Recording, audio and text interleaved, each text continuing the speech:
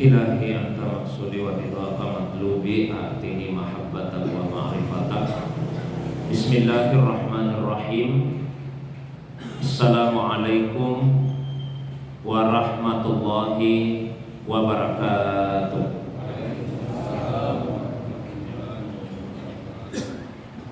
Alhamdulillahilladzi ansala sakinata fi qulubil mu'minin liyazdadu imanan ma'a imanihim. Walillahi junudus samawati wal ard wa kana Allahu aliman hakima. Wa sallallahu ala sayyidina Muhammadin alladzi arsalahu ilan nasi basyiran wa nadhira wa ala ali Muhammadin wa sahbihi wa sallama tasliman katsira, amma ba'du. Bapak Ibu jamaah subuh yang semoga dirahmati, dimuliakan oleh Allah Subhanahu wa taala. Alhamdulillah, subuh ini tanggal 16 April 2025 kembali Allah Subhanahu wa taala menghadirkan, mempertemukan kita dalam majelis yang semoga dimuliakan ini. Salawat dan salam semoga tercurah kepada kekasih kita Rasulullah Muhammad sallallahu alaihi wasallam, begitu pula kepada keluarga beliau, para sahabat dan pengikutnya yang senantiasa istiqamah menghidupkan sunnah Nabi sallallahu alaihi wasallam. Jamaah subuh yang semoga dirahmati, dimuliakan oleh Allah Subhanahu wa taala. Sebagaimana biasa pada pengajian kita saya bacakan satu kitab dalam ilmu tasawuf, yaitu kitab Tajul Asrar fi Tahqiqi Masrabil Arifin min Ahlil Istifsar. Satu kitab yang ditulis oleh Al-Arifu Billahi Syekh Yusuf Al-Makassari Tajul Khalwati Qaddasallahu sirrah. Pertemuan yang terakhir satu pekan yang lalu telah kita membahas isi kitab yang berkaitan dengan makna ma'iyah dan ihata Allah Subhanahu wa taala.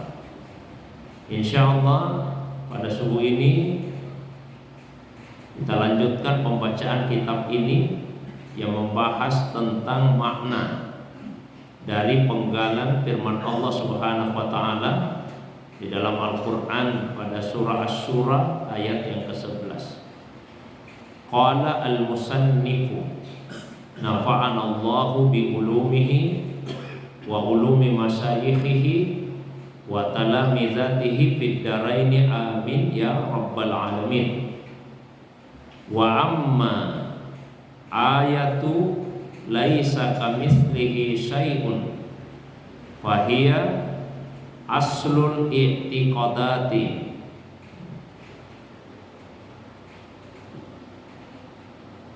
wa laqad qala al-imam al-qutb al-wali sultanul arifin wa muqtada al-muhaqqiqin syekhu masyayikhina sayyiduna Asy-Syaikh Muhyiddin Ibnu Arabi Qaddasallahu sirrahu wa nafa'ana bihi amin. Jami'ul ayatil karimati mardudatun ila ayati laisa kamislihi syai' wa dzalika fi usulil i'tiqadati wa la tatrukuha wala tabrah min hazal maqam. Faman laisa i'tiqaduhu kadzalika faqad dhalla an siratillahil mustaqim wa tariqihil qawim alladzi salaka alaihi sayyiduna al-anam imamu ahlil islam alaihi salatu wassalam wa salaka alaihi jami'ul anbiya wal awliya wal arifina billahi ta'ala. Yang artinya penulis kitab ini yaitu Syekh Yusuf Al-Makassari, semoga Allah memberikan manfaat kepada kita melalui ilmunya, ilmu dari para masyayikh, guru-gurunya, ilmu dari murid-muridnya di dunia dan di akhirat. Beliau berkata, dan adapun ayat laisa kamitslihi syai', maka itu adalah dasar dari semua i'tikad, dari semua keyakinan hati. Dan sungguh telah berkata Al-Imam Al-Qutub, wali Allah SWT, Sultanul Arifin, penghulu dari para arifin, wa muqtada al-muhaqqiqin, orang-orang yang diikuti, ulama yang diikuti oleh para muhaqqiqin, syekhu masyayikhina, syekh dari para masyayikh kita, sayyiduna, junjungan kita, yaitu Syekh Muhyiddin Ibnu Arabi, semoga Allah mensucikan rahasianya dan memberikan kepada kita manfaat melalui ilmunya, amin. Beliau berkata, semua ayat-ayat yang mulia dikembalikan pemahamannya kepada ayat laisa kamitslihi syai', dan itu pada dasar-dasar i'tikad. Maka janganlah engkau meninggalkannya, janganlah engkau mengabaikan maqam ini. Maka barang siapa yang i'tikadnya, keyakinannya tidak seperti itu, maka dia telah tersesat dari jalan Allah yang lurus dan dari jalan Allah yang kokoh, yaitu jalan yang telah ditempuh oleh junjungan kita, oleh penghulu alam semesta, imamnya orang-orang Islam, yaitu Rasulullah alaihi salatu wassalam, dan juga jalan yang telah ditempuh oleh semua nabi, para aulia, orang-orang yang arif billah, yang mengenal Tuhannya. Jadi dalam paragraf ini Syekh Yusuf menguraikan tentang makna dan pentingnya kandungan dari ayat laisa kamitslihi syai'. Ini adalah penggalan ayat yang terdapat di dalam Al-Quran pada surah Asy-Syura ayat yang ke-11. Surah Asy-Syura ayat yang ke-11. Allah SWT berfirman, laisa kamitslihi syai' wa huwas samiul basir. Tidak ada sesuatu yang semisal dengan Allah Subhanahu wa taala, dan dialah yang maha mendengar, dia yang maha melihat. Ayat ini dasar dalam kaitannya dengan masalah i'tikad, keyakinan hati. Ada dua hal paling tidak yang ditegaskan dalam penggalan ayat tadi.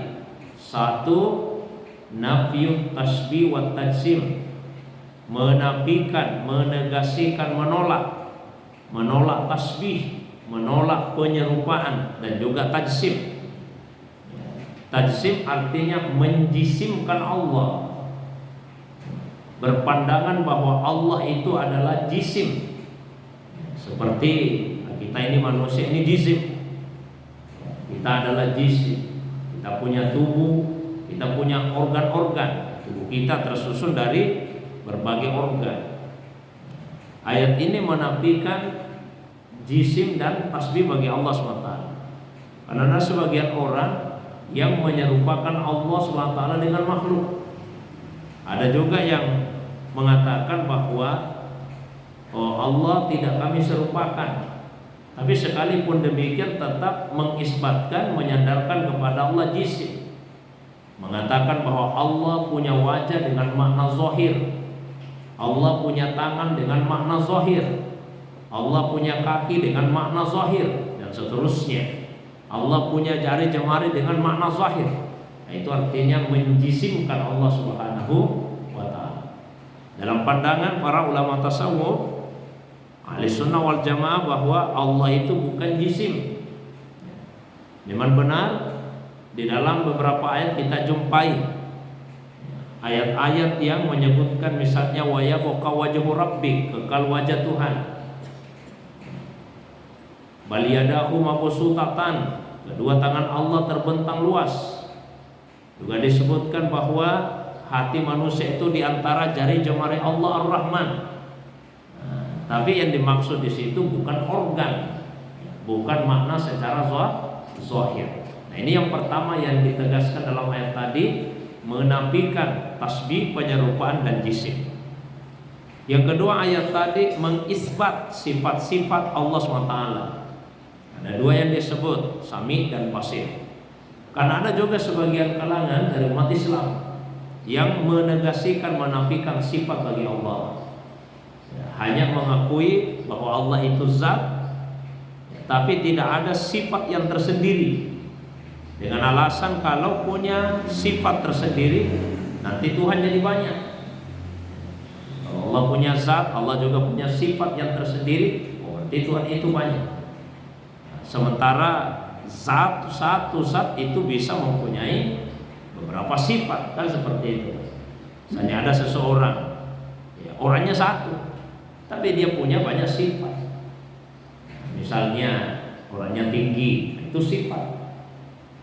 Kulitnya misalnya putih, nah itu sifat, ya, dan seterusnya dan seterusnya. Jadi zatnya tetap satu, tapi dia punya beberapa sifat.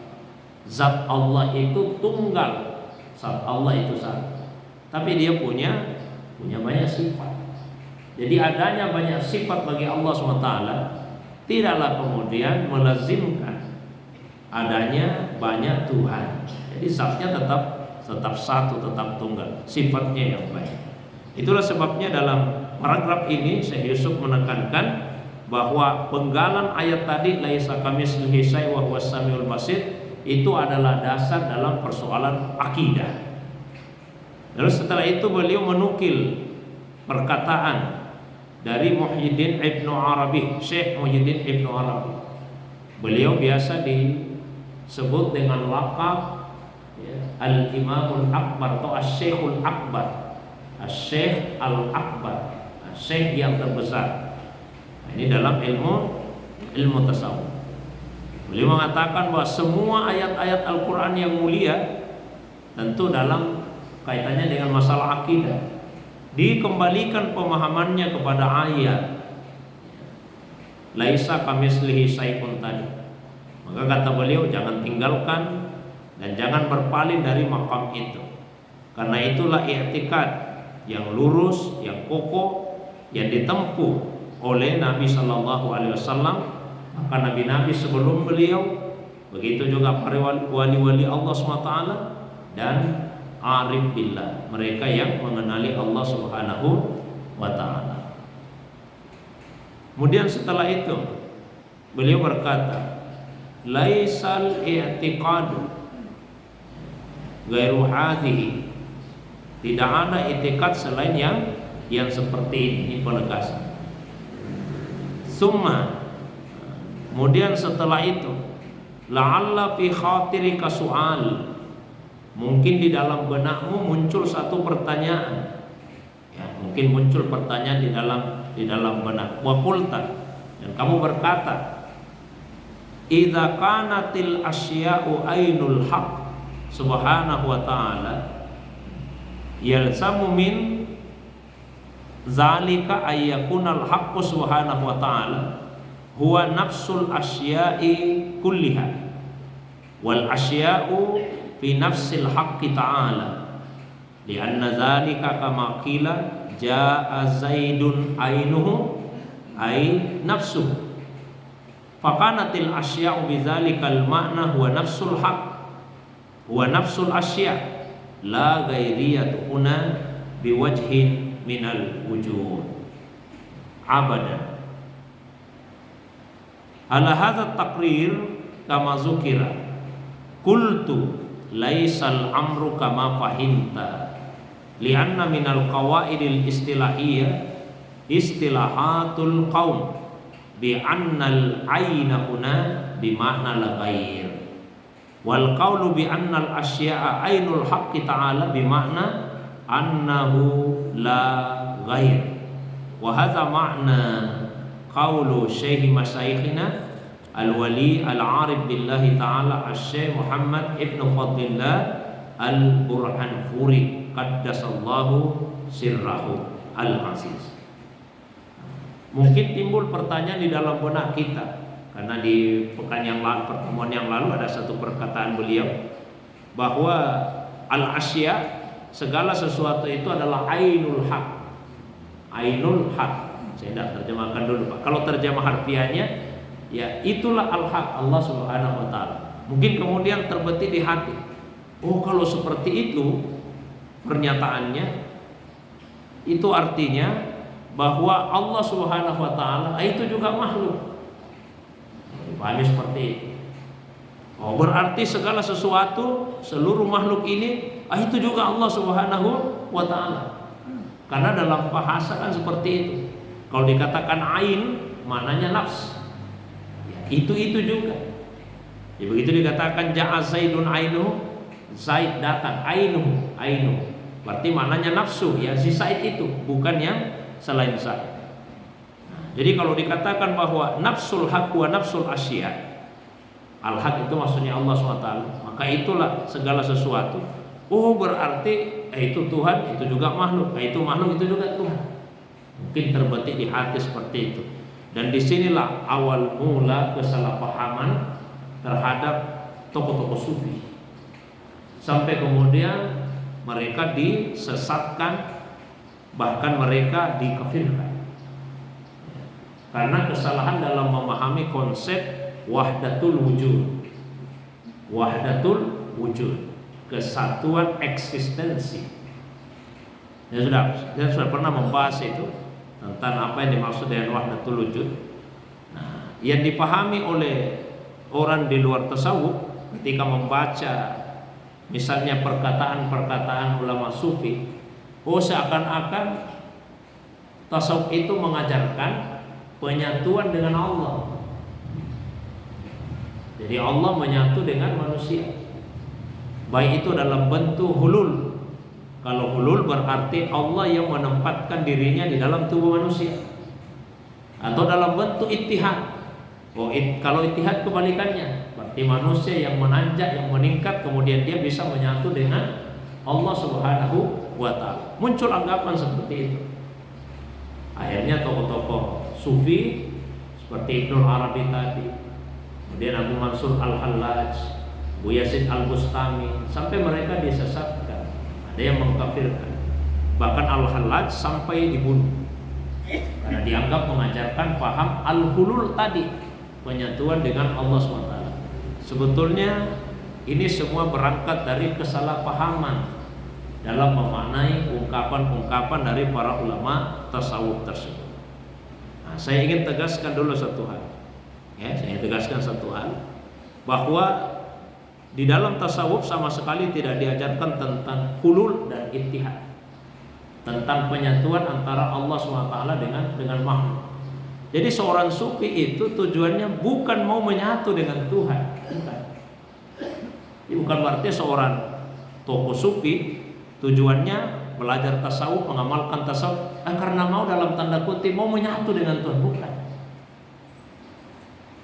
Lalu apa yang diinginkan? Yang diinginkan adalah menyadari sepenuhnya bahwa yang ada hanya Allah. Bukan mau menyatu, tapi menyadari sepenuhnya bahwa yang ada hanya Allah Subhanahu wa taala saja. Berarti selain Allah tidak ada. Itu sebetulnya yang diajarkan dalam tasawuf. Kesadaran yang ada hanya Allah, bukan mau menyatu dengan Allah SWT. Karena kalau dikatakan menyatu, kalau dua yang menyatu berarti minimal harus ada dua unsur, ada dua zat, baru disebut menyatu. Kalau dikatakan menempati, paling tidak harus ada yang menempati, ada yang ditempati. Nah, seperti itu. Jadi mesti lebih dari satu. Contoh misalnya, nah ini air yang ada di dalam botol ini. Ini gelas tempatnya. Kalau saya katakan air menempati gelas, berarti ini ada air, ada gelas. Air ini harus dua, tidak bisa kalau satu. Air ini masuk ke dalam gelas. Ini namanya menempati. Tapi kalau cuma satu yang ada, tidak ada istilahnya menyatu. Tidak ada namanya menempati. Nah, dalam tasawuf yang diajarkan itu kesadaran bahwa yang ada sesungguhnya hanya satu. Hanya Allah Subhanahu wa taala saja, bukan penyatuan. Bukan Allah menempatkan dirinya ke dalam makhluk atau makhluk kemudian meningkat lalu ia menyatu dengan Allah Subhanahu wa taala. Jadi tidak ada itu yang diajarkan dalam tasawuf hulul dan ittihad. Bahkan ada satu perkataan yang dinisbatkan kepada Asy-Syekhul Akbar Muhyiddin Ibnul Arabi. Apa kata beliau? Man qala bil hululi fadinhu ma'lul wa ma qala bil ittihadi illa ahlul ilhad. Nah, itu perkataan dari Ibnul Arabi qaddasallahu sirah. Maksudnya apa? Man qala bil hulul, siapa yang mengatakan hulul, mengajarkan hulul bahwa Allah menempatkan diri di dalam tubuh manusia, fadinuhu ma'lul, maka agamanya telah cacat. Agamanya cacat. Wa ma qala bil ittihadi, dan tiadalah mengucapkan atau mengajarkan tentang ittihad, penyatuan dengan Allah SWT, illa ahlul ilhad, kecuali orang yang ingkar, orang yang kafir. Ini kan jelas bahwa Ibnu Arabi bahkan menolak hulul, bahkan beliau menolak ittihad. Tapi kenapa kemudian muncul anggapan-anggapan seperti itu? Sekali lagi karena kesalahan dalam memaknai ucapan para tokoh-tokoh sufi. Misalnya, saya berikan beberapa contoh. Saya ambillah perkataannya Al-Hallaj, karena beliau ini yang kemudian sampai dibunuh, ya, karena kesalahan orang-orang syariat memahami perkataannya. Apa yang beliau ucapkan? Misalnya beliau pernah berkata seperti ini: Ana al-haq wal haqqu lil haqqi haq la basazatahu famasamma faq. Jadi kata beliau, ana al-haq, saya adalah al-haq. Al-haq itu ya kebenaran, yang maha benar, Allah SWT. Wal haqqu lil haqqi haq, dan kebenaran untuk al-haq itulah yang hak, yang hakikat, yang sesungguhnya. La basazatahu famasamma, dia memiliki zatnya, la basazata, bersama dengan zat, famasamma, maka tidak ada lagi perbedaan. Nah, ketika beliau mengatakan ana al-haq, saya adalah al-haq, oh dianggap bahwa ini mengaku Tuhan, ini mengaku sebagai Tuhan. Atau perkataan yang lain, nanti sekalian saya bahas. Beliau pernah mengatakan ana ainullah fil asya, ana ainullahi fil asya fahal, saya adalah ainullah, saya adalah ain, saya adalah zat Allah, fil asya, dalam segala sesuatu, fahal, lalu zahirun fil kauni illa ainuna, adakah yang nampak pada semesta ini kecuali zat kami? Itu mengaku Tuhan ini. Padahal sebetulnya yang beliau maksud tidak seperti itu. Jadi harus kita kembalikan kepada konsep awal tadi. Dalam pandangan ulama tasawuf, yang ada berapa? Satu. Jadi yang ada itu hanya satu. Yang ada secara hakikat hanya Allah Subhanahu wa ta'ala saja. Maka ketika beliau mengatakan ana saya al-haq, yang berkata itu Allah melalui lisannya. Saya yang dimaksud di situ bukan sayanya Al-Hallaj, tapi sayanya Allah. Jadi yang dimaksud Allah adalah Al-Haq. Ketika beliau mengatakan ana ainullah, saya adalah zatnya Allah, akunya di situ, sayanya di situ adalah akunya Allah, bukan akunya Al-Hallaj. Fil asya, yang nampak pada segala sesuatu. Nah, akunya Allah kemudian nampak, kelihatan pada segala sesuatu. Ini konsep yang disebut dengan tajalli. Tajalli. Nah, fahal zahir fil kaun illa ainuna, maka adakah yang kelihatan di semesta ini kecuali Allah SWT? Ini sebetulnya dasarnya ada di dalam Al-Quran. Apa itu? Allah berfirman, fa ainama tuwallu fasamma wajhullah. Kemanapun kalian menghadap, disitulah wajahnya Allah. Saya sendiri yang menyatakan, kemanapun kita menghadap, di situ wajahnya Allah. Jadi apa yang beliau tuliskan atau yang beliau lantunkan dalam syairnya itu sebetulnya adalah penjabaran, penegasan dari firman Allah tadi. Ketika beliau mengatakan ana ainullah, saya zatnya Allah, bukan sayanya Al-Hallaj, sayanya Allah. Yang kemudian fil asya, nampak pada segala sesuatu. Fahal zahirun fil kaun illa ainuna. Karena tidak ada yang nampak di semesta ini kecuali Allah Subhanahu wa taala. Saya ulangi kembali yang pernah saya sampaikan, secara hakikat yang ada hanya Allah SWT. Selain Allah itu adalah tajalli, manifestasi, cerminan dari Allah Subhanahu wa taala. Ibaratnya, mohon maaf untuk memudahkan saja pemahaman. Seandainya di depan saya ada cermin, di samping kanan saya ada cermin, di samping kiri saya ada cermin, di belakang saya ada cermin. Pertanyaannya, apa yang ada di dalam cermin itu? Apakah itu saya atau bukan saya? Kalau mengatakan saya, bukan juga saya yang ada di sini, Pak. Tapi kalau mengatakan orang lain, bukan juga orang lain. Jadi saya dan bukan saya, seperti itu. Jadi yang ada di dalam itu sebetulnya adalah bayang-bayang saya. Jadi alam semesta ini dalam pandangan ulama tasawuf itu adalah bayang-bayang Allah Subhanahu wa taala. Zillullah. Secara hakikat yang ada hanya Allah Subhanahu wa taala saja. Karena yang disebut ada itu apa?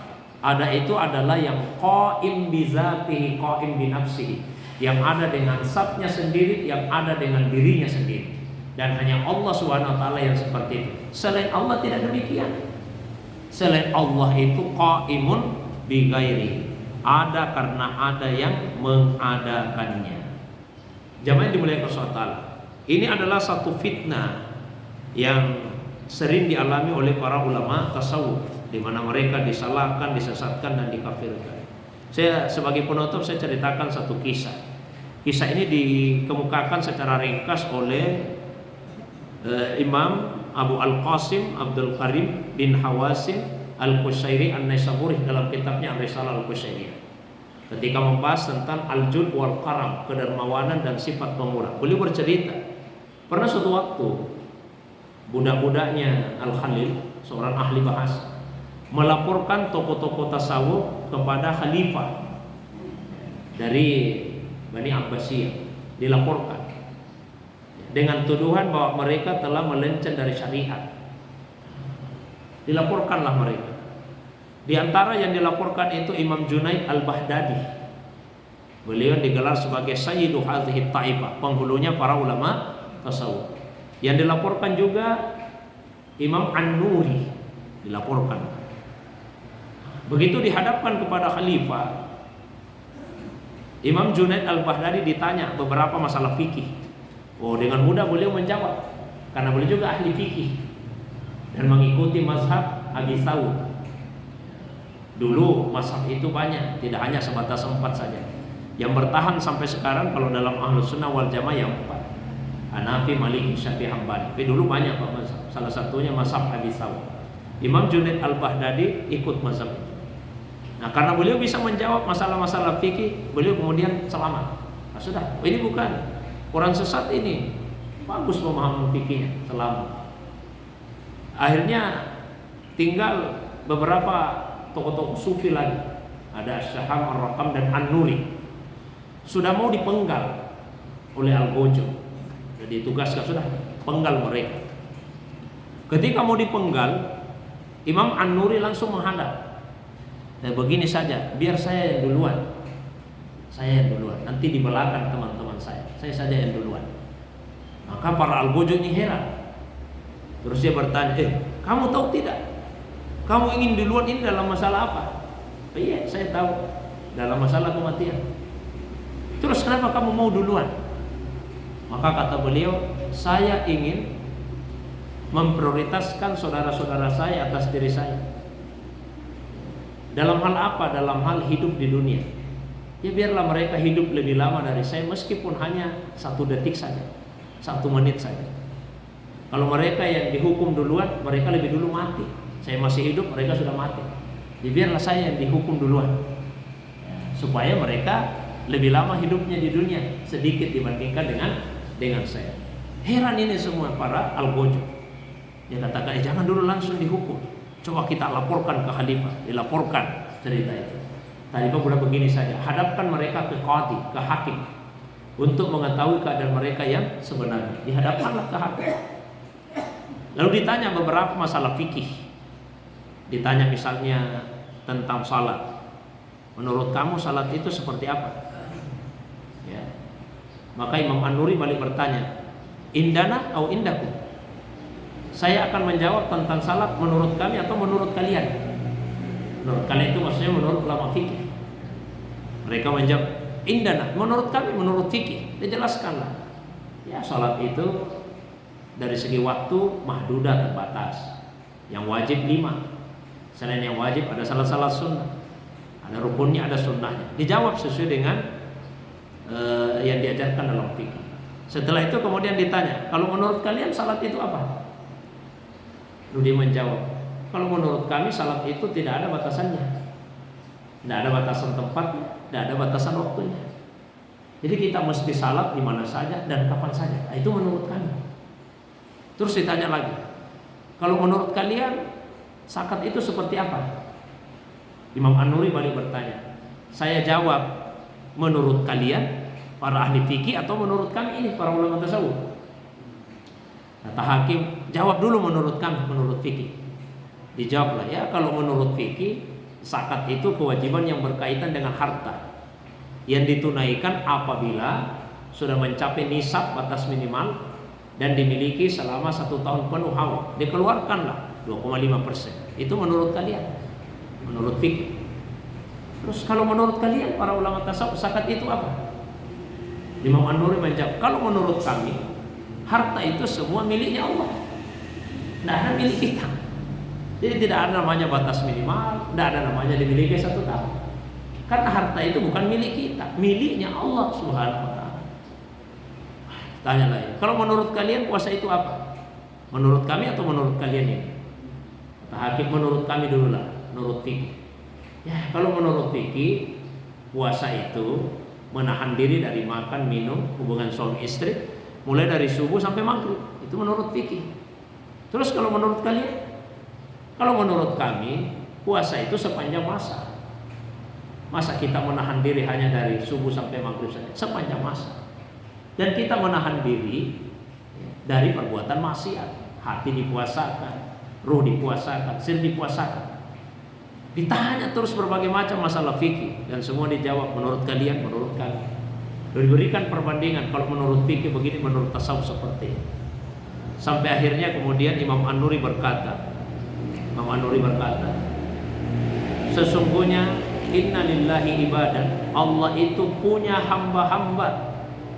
Allah mempunyai hamba-hamba yang spesial, yang istimewa. Yang kalau mereka berdiri dengan Allah. Kalau mereka bicara dengan Allah. Diam dengan Allah. Semua yang dilakukan dengan Allah SWT. Ini pemaknaan dari hadis kursi yang sangat populer, yang ulama istilahkan asraful hadis fi auliyaillah. Seutama-utama hadis tentang wali-walinya Allah. Allah berfirman dalam hadis kursi tersebut, kalau saya sudah mencintai hambaku, saya akan menjadi telinga yang dengannya dia mendengar. Saya akan menjadi mata yang dengannya dia melihat. Saya akan menjadi tangan yang dengannya dia memegang. Saya akan menjadi kaki yang dengannya dia melangkah. Kalau dia minta, saya pasti kasih. Kalau dia mohon perlindungan, saya akan pasti berikan perlindungan. Oh, menangis Pak, menangis itu hati. Langsung dia katakan, bebaskan mereka. Disampaikanlah kepada khalifah, kalau mereka ini yang dianggap sebagai zanadika, orang-orang zindik, orang-orang yang sesat, kata hakim, maka tidak ada lagi orang Islam di atas muka bumi ini. Justru mereka inilah orang-orang Islam yang sesungguhnya. Masa mereka dituduh orang-orang zindik, orang-orang yang sesat. Ini mihnatus sufiyah. Ya, memang sering terjadi seperti itu. Persoalannya sebetulnya adalah karena ketidakmampuan memahami bahasa-bahasa tasawuf. Tidak membaca secara langsung dari sumber-sumber tasawuf. Yang dibaca di mana? Di buku-buku yang membenci tasawuf. Akhirnya apa? Pemahamannya bukan pemahaman seperti yang dikehendaki oleh para ulama yang mengucapkan itu, tapi pemahaman mereka sendiri dan menghukumi apa yang mereka pahami sendiri, bukan berdasarkan apa yang dimaksud oleh para ulama tersebut. Semoga Allah SWT menjauhkan kita semua dari fitnah yang semacam ini. Demikian pengantar kajian kita di subuh ini. Seperti biasa saya berikan waktu yang 8. Kalau ada yang ingin didiskusikan, ditanyakan, ditambahkan, baik yang berkaitan dengan pembahasan atau masalah agama yang lain di luar dari apa yang saya sampaikan. Wa ilallahi turja'ul umur. Wassalamualaikum warahmatullahi wabarakatuh.